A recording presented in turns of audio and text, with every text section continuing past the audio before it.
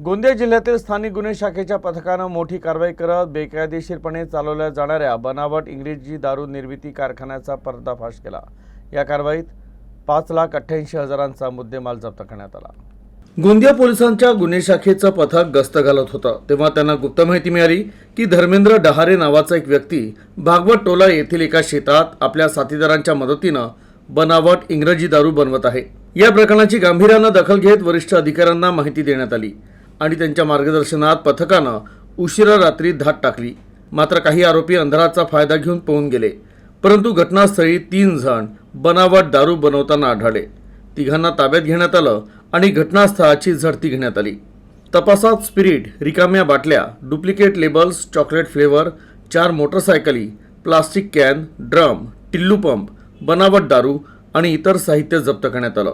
पोलिसांनी या प्रकरणी तिघांविरोधात गुन्हा दाखल केला आहे, तर अवैध दारू विरुद्ध ही कारवाई मोठं यश मानलं जात आहे।